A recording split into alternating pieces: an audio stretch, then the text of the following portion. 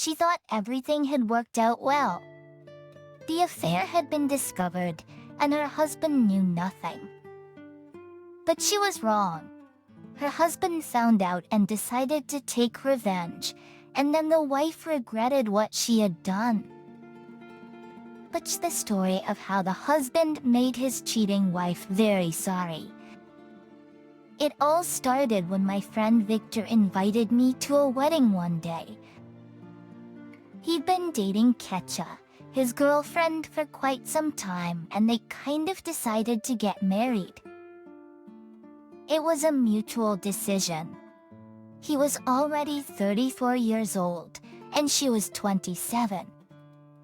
I'll admit right away that I didn't really like this Ketcha. For subsections, the education of some tourists on the specialty has not worked a day in his life.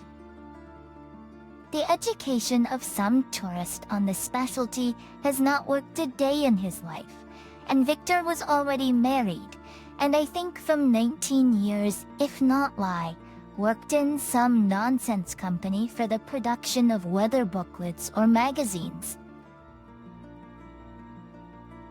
She had recently given up smoking. To make a long story short, I called her a complete package, except that a child was missing. But she did not have children, at least known to me and Victor. And in this very wedding, as I realized, here's the interesting thing. He and she were both not too interested in what he and what she were. And if the quiet attitude to the wedding from my friend I could explain are the fact that he is a man but not a strong interest in Catherine. I was much more stressed, but kind of decided to legitimize what is called their relationship and still got married. She continued to work, he too. And gradually, it began to turn out that Katia is very friendly. I would say even too friendly. She had a lot of friends on the social network, and all weekend she had a fitness class, or psychological courses, or stretching practice, concerts, travel, and a million other things. In short, Catherine is very social, but there is just one unresolved issue in this sense. Always she cannot make friends with Victor's mother, well, with his mother-in-law, that is. I know Nadezhda Konstantinovna very well, and I can tell you that Victor's mother has a better sense of people than Sterlitz. And by the way, whether it is confirmed or not, you can decide yourself when you have listened to my story up to the end. You can decide yourself when you have listened to my story up to the end.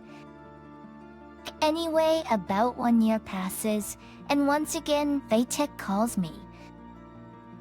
How are you? What are your plans for today? How does the beer smell? Katrin, I have not forgotten. This call a year or two ago would not have surprised me in any way. For the last 12 months, it seems to me that Victor has become different. He worked more, rested less, and practically stopped drinking. And then he calls me and directly asks me to meet him for a mug today. Discuss it all, and that's how it turned out. We met him at my garage and decided not to go anywhere. We put some music on in the car and sat with him inside. We sat and talked, and Vidya started to complain. And the complaints, of course, were about his wife. You know, it seems to me that I do not possess Katya as a wife. She cooks, cleans, and at night is also alright. But somehow I don't feel like she's my man. I'm always on the lookout for her. Well, she at least as I feel, as if only for herself. And most importantly, that I, in this situation, in general, and nothing to show her. everything that should in principle do the wife, she does 100 though. But the feeling that she is mine, I still do not. We sat with him for a while longer, and then we decided to go to a bar after all. We called a cab and purposely drove to the other end of our town. It was already evening outside, and no one really wanted Victor to go home. So we took a whiskey with him. And that's when the story went into detail. She's very sociable, you know. Potential anyway. The other night I was on a business trip to the other side of town. I went into a restaurant to get some coffee and run to the bathroom, and my wife was sitting at the table and there was some guy with her. I walked up to them without a second thought. She wasn't embarrassed at all. We said hello. She said something to the guy and I took her away. Then she told me it was a colleague of hers and they had something urgent to deliver there, and so after work they met him in a cafe. Of course, I did not see anything criminal there, but as they say, the residue remained. We did not talk about this situation, but then about a week goes by and I began to notice that she blocks her phone as soon as I appear somewhere on the horizon. For example, I walk into the room. I hear the sound of her phone locking. Out of the shower, that sound again. I thought I was being paranoid. No. She purposely went in and out of the kitchen several times where she was. And all the time she blocked the phone as soon as I got close to her. I asked her to give me her phone, so she, without even asking why or for what reason, began to pet me like a cat, tried to change the subject, and when she realized that she had failed, tried to lecture me about personal space and upbringing. And after that, it was as if I could see all of her manipulations. I even wondered to myself at the time how I had not seen how cunning she was before. Anyway, of course I can guess that she seems to have someone. But whether or not it's true in what they have, I don't know exactly yet. On the other hand, why would she hide her phone? Anyway, we talked to him for a long time, and as I realized, Victor's main problem was that his Katya was not, as it were, caught and not a thief. Had to live in this state, of course, was unpleasant for him. He was depressed and excited somehow at the same time. He began to follow her sometimes. She even kind of exposed him once. But like he said, again, even in this case, they didn't fight. Katya was a real manipulator and never had open conflicts. And Victor, also because of this, became even more nervous. He set himself a goal that he would find out exactly what was what. And this thought and this suspended state, of course, greatly spoiled his life for several months. Anyway, one evening I received a phone call from an unknown number, and a dry male voice told me the name and surname of Victor, and then clarified for me as known to this man. Just an hour ago, in the area where his wife worked, and where he twice met her with his colleague after hours. Victor was hit by a car, and with no end in sight. He left his car in the driveway for some reason. I think so his wife wouldn't see his car. He came here on foot and crossed the road somewhere. The voice reported scrolling through the last calls on his phone. There was Katia, some unrecorded numbers, and here was my number. Tisha didn't answer the call from his number, so they ended up calling me. Now it's been a few months since all this happened. We occasionally see each other, mostly at Victor's mother's, but I don't communicate with this Katia anymore. She knows how I feel about her, and she probably guesses that I know why Victor went there and why he was there. And at the end of my story, I want to add some information for reflection. After these events, Catherine began almost every day to go to her blood and beg her to give her the opportunity to help her in everything she wanted. She started to carry her money even from meager salary. Not a trace of her former social activism was left. And at the same time, she wanted to leave our city at any cost.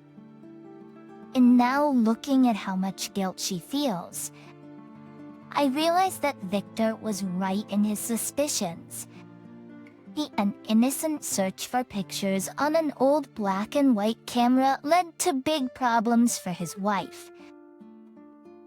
He never would have thought that attention to detail and film features would reveal his wife's worst-kept secret. And it turned out that the adultery had been so carefully concealed that only an old camera could uncover this dark secret. But stories. Watch this story to find out how the wife regretted her actions when her husband avenged her betrayal. I decided to tell you a story about my first now ex-wife and how I originally figured out her infidelity. This story happened to me in the very early 2000s, and now, remembering it, I even chuckle. Although at the time I was not, to put it mildly, to laugh. I was already 30 years old at the time, and I, like many others, was trying to do business at the time. Things were going with varying success, but thanks to older and more experienced colleagues, I still managed to earn something. I go into such details in the beginning for a reason, because there was no stability in business, and especially in the early 2000s, and we had no experience of this very business. We had to work with our brains as hard as we could, and accordingly, it was necessary to drink as little alcohol as possible. I mean, technically speaking, I was quite an enviable groom, had an education, had my own business, did not drink much, worked hard. In general, I quickly found someone who wanted to marry me. I met Natalia in a circle of mutual acquaintances. She was a few years younger than me, blonde, of medium height with expressive green eyes and a pretty good tongue. We started dating, and 6 months later, we decided to get married. Back then, I still thought that the sooner it all happens, the healthier the future children will be. And this is Natalia, though still yesterday's student, and nothing in her profession or in life is not able to... That she is beautiful and healthy, and most importantly, I like it. And I really thought at that moment that the rest will sort of stick, and soon it did. We got married and started living at my place. My business wasn't going fast, the population though not quickly, but it was getting a little more money, and therefore our friend's store began to bring in more income. My wife stayed at home. It went on like that for a couple of months, and then I started hearing things from her like, I also need a business. I also want to be self-fulfilling and so on. You better find a job to your liking and I'll take care of the big business. But my wife's ambition did not let her take a regular job. She sat at home and wanted a business. And then one evening she told me, I talked to a friend, and he also offered me to open a common point of sale of flowers with him. I liked the idea. What do you think? There's a lot of money in flowers.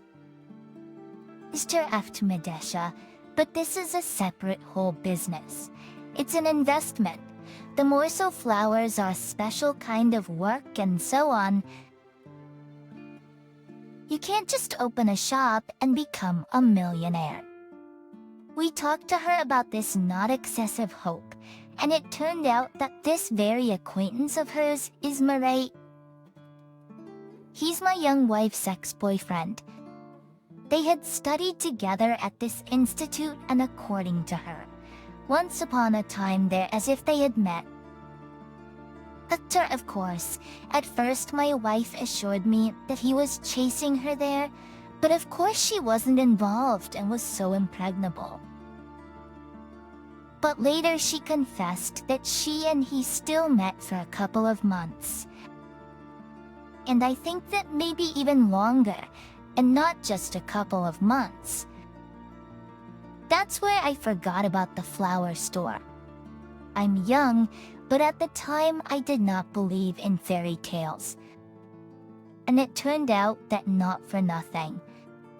Former partners in a relationship after a divorce or the breakup of a relationship just do not communicate. Usually, they can't even see each other or treat each other in some neutral way. Anyway, whatever it is, they certainly don't offer each other to go into business on the fly. That's it. Well, in general, that evening Natalia and I had our first serious showdown. If this case took place now, you could have forced her to show me his cell phone, or his satsari finally. But then again, in the early 2000s, of all the means of communication, was only a home phone. In short, I had nothing to check. We had a little fight with her and talk about business she no longer conducted with me. But the fact remained, she was in touch with her ex-boyfriend. Let's remember, a few weeks of sitting at home and from the fruitless search for a job to her liking, my wife began to lose her temper a little. On any occasion, or even without one, whether long or short, my wife and her mother decided to go to the Krasnodar region, a little rest. I cannot just take all of a sudden and go on a road trip.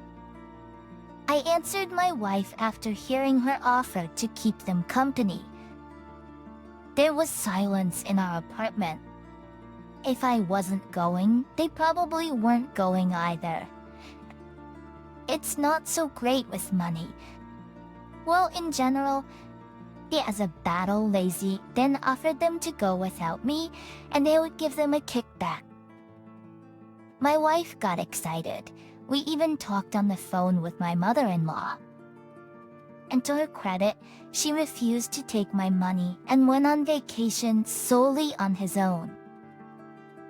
In general, we agreed that I would only pay for the rest of his wife. She packed up.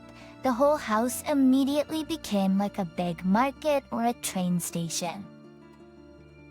There were all kinds of slippers, bathing suits, and suitcases lying around for about a week. Well, it's like you're going for life.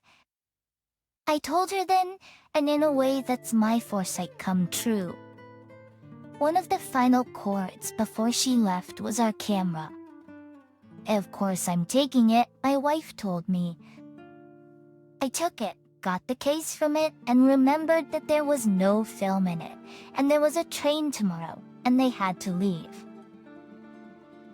Well, should I stop by and buy you this film, or will you go yourself? weeks, I said to my wife at that moment, and it was the fact that she went to buy it herself that decided our fate. I left on business again, and my wife went to get the film. The next day, she complains to me that the film is quite expensive. I asked her where she bought the film, and she told me that was in a store nearby. Well, there were different styles of film. I would have bought a cheaper one, but the seller told me the other one is no longer there. The new stock will arrive in a few days, and I will be gone tomorrow. In short, I escorted these two travelers to the station for a summons and prepared to live a week as a bachelor. This went by, we spent evenings and made calls with my wife. I heard a lot of gratitude from her, and almost every call my wife pointed out to me that I was just an exemplary husband, caring and hardworking. And funnily enough, at the end of my story, she would tell me about being married a little later. Long story short, the travelers were back in their hometown. Sunburn, lots of local souvenirs, sea salt in bags and all that. There were pictures left behind. Thinking about their pictures, I asked my wife and she promised me that she would organize them all for me tomorrow, or at most, the day after tomorrow. I come home the next day and our whole kitchen table is strewn with pictures. If you remember, they come in 10 by 15, and then there was a format twice as big. My wife and I flipped through them, and I was thrilled with them too. The pictures really came out very bright. Perhaps the good light had an effect on the photos of the Krasnodar region, where we can't have any problems with sunshine. But it turned out that the secret of good photos is not only in the sun, but also in the film. What kind of film? I asked my wife, and of course she didn't tell me. How do I know now? My wife told me what kind of film they gave me and what was in stock, so I bought it. In general, after finding out from her address, I decided a day later to go and buy the same one. I did not know what to take, so I took my wife's developed film and photos, just in case. Hello, maybe you can take an experienced look at what kind of film these pics were made with. I have the film right here, and these very pictures right here. The guy in the film department took my film and flipped through the pictures, saying that some of it was made with an expensive high-sensitivity film, and that he didn't know the rest. Then he pointed his finger at a rather expensive film in the window. Looked, all the pictures were taken on the same film. I told him. I picked up the film and was about to pay for it, when I realized that for that price there were only 12 shots. I asked him right away, and he said that they didn't carry more frames for that sensitivity. It was quite expensive. Ordinary people rarely buy films with that sensitivity, so they only carried 12 frames in this particular film. I looked at my hand where the pictures were, and I realized that there were more than 12 frames. I counted it, and it was right. There were 30 of them. I could see why the tape had cost my wife almost half of her last paycheck. I was on my way home with the pictures. Thanks, where should I put the tape? I asked my wife. In the living room closet by the TV. I opened the cabinet and there was another one just like it. And here, right here, of course. I was praising myself for this insight.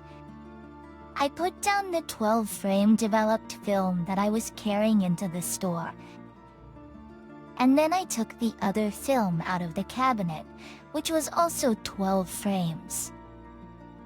12 plus 12 is 24, and I had 30 pictures in my hands. But now, who would pay attention to this nonsense? Almost no one, and in general, and I myself would not pay attention. But the last conversation between my wife and her ex Marinette I had not forgotten. The tiller residue, as they say, remained, so I took the 2 photo tapes in my hands and went to the bathroom with them. After turning on the light in there, I took each film individually and arranged each photo under each frame. In some films, as you may remember, if it's conventionally said 12 frames, you can take 13 and sometimes 14 pictures there. But even with that in mind, there's no way to get 30 out of 2 12-frame films. To make a long story short, on these 2 films, I only got 25 pictures out of 30, 12 on one, 13 on the other. Where did the other 5 come from in my hands? It's a mystery, since they were of exactly the same quality as the others. I concluded that it was the same film. But where was it? I came out of the restroom, put all these films and pictures in the same closet and started guessing. But I didn't have to guess for long. After elated until my wife had gone to wash in the evening and pulled her suitcase out of the closet.